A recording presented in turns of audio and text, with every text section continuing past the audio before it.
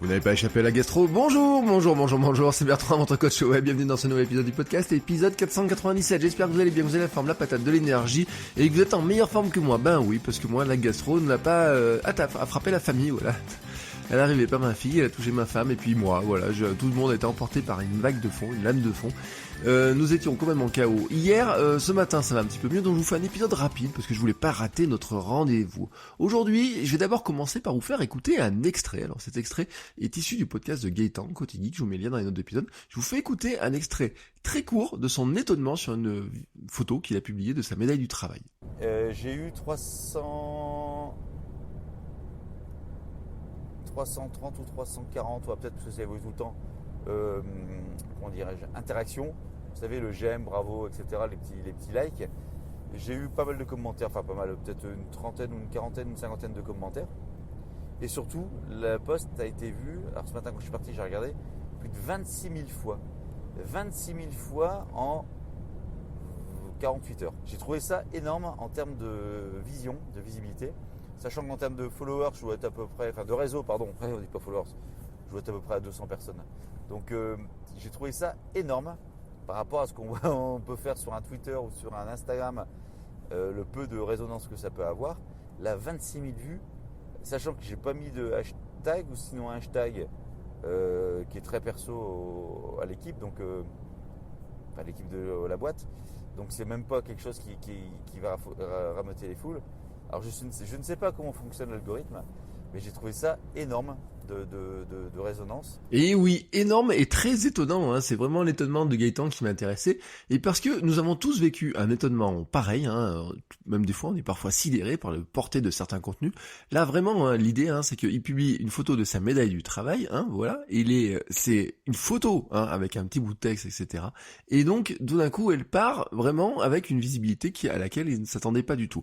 Et ça me fait penser par exemple à un contenu que j'ai publié la semaine dernière, moi sur TikTok. Oui, TikTok, hein, c'est beaucoup moins sérieux que LinkedIn. Lui c'était sur LinkedIn, moi c'est sur TikTok. Et sur TikTok, en fait, la semaine dernière, j'ai publié une vidéo le lundi soir.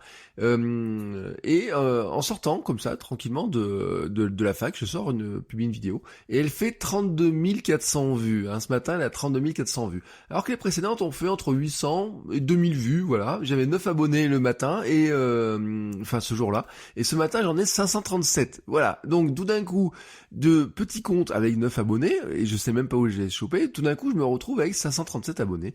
C'est une belle performance, mais suis-je vraiment capable de la reproduire? Ma dernière vidéo, qui reprend le principe de celle qui a bien fonctionné, de celle qui a fait 32 000 vues, n'a fait que 988 vues. Alors pourquoi?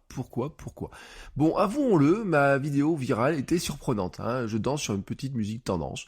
Voilà, bon, mais j'ai fait pareil dans la dernière, hein. Donc on peut pas dire que c'est la danse ou la musique en elle-même, hein, qui change quelque chose, puisque finalement je fais la même petite danse. Mais dans la première, je suis dans un amphi de la fac, et j'ai fait un petit montage rapide où je me place d'abord dans l'amphi, aux différentes positions, un petit peu en mimant mes élèves qui s'ennuieraient, voilà, derrière des écrans, etc. Et en disant non, je ne peux pas danser, car moi je suis le prof, et puis à la fin, je danse, et oui. Et je lance ensuite le défi à mes élèves, car oui, c'est un exercice pédagogique quand même de leur dire, est-ce que vous aussi vous allez participer? Est-ce qu'on peut faire de la viralité? Est-ce qu'on peut déclencher de la viralité, tout simplement, en s'amusant comme ça sur TikTok? Alors cette scène, elle est clairement surprenante, et c'est probablement ce qui en fait le succès, et c'est vraiment, ça fonctionne par l'effet de contraste. On avait parlé avec Stan, hein, sur le titre de son livre, l'effet de contraste. C'est vraiment deux choses qui ne peuvent pas aller ensemble. Un prof qui danse dans un amphi de fac, un prof qui danse, tout simplement, dans la tête d'un jeune public de TikTok, il y a un truc qui cloche. Un prof ne peut pas s'amuser, les commentaires le montrent clairement. Il y en a qui disent, c'est jamais notre prof qui ferait ça, j'imagine pas tel prof faire ça, imaginez les profs faire ça dans la salle de ça, etc. Donc, en fait, ils n'ont pas réagi à mon défi de faire la même chose, de faire la petite danse, mais en fait, ils ont réagi au côté surprenant de se dire, c'est pas possible qu'un prof fasse ça. Non, nous, nos vieux profs, ils font pas ça. Il y en a même qui m'ont dit, vous êtes le meilleur prof, vous êtes génial, etc. Et d'autres, certains se sont même attribué le fait que j'étais leur prof à eux. Il y en a certains qui ont dit, ouais, c'est mon prof d'art, etc. Non. Alors moi, je venais répondre en disant non. Alors certaines personnes disaient, c'est vrai, et je disais, non, c'est pas vrai. Je ne suis pas leur prof d'art. Je ne suis pas un prof d'art, moi. Je donne des cours sur les réseaux sociaux, communication numérique. Donc, c'était assez marrant de voir les commentaires qu'il y a dessus. Car oui, il y a eu des commentaires et des mentions et même des réponses. C'est-à-dire, il y a eu une ou deux personnes qui ont participé au petit défi. Mais vraiment pas grand monde, hein, par rapport aux 32 000 vues, c'est là où finalement on peut dire que l'engagement a été très intéressant. On est à presque 5100 j'aime, 5098 et 95 commentaires. C'est un très bon engagement qui fait pas lire tous mes contenus sur YouTube, sur Instagram, sur Twitter, etc. Pour reprendre, comme dit un petit peu Gaëtan, oui, franchement, quand on regarde nos stats ailleurs, ça fait toujours pas lire. Comme je dis, je suis incapable de reproduire à coup sûr un tel succès. Je peux essayer encore et encore et encore. Peut-être que certaines vidéos fonctionneront, peut-être que ça ne fonctionnera plus jamais comme celle-ci.